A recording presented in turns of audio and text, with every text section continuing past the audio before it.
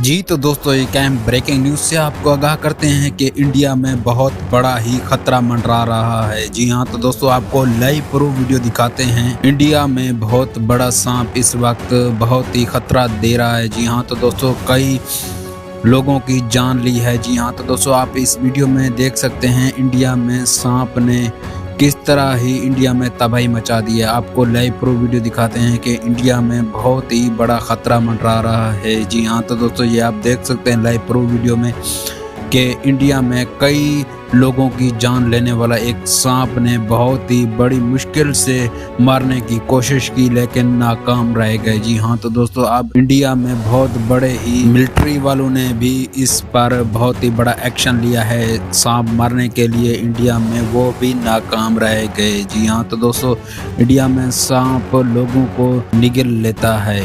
आपको live proof video दिखा, channel को जरूर सब्सक्राइब करें।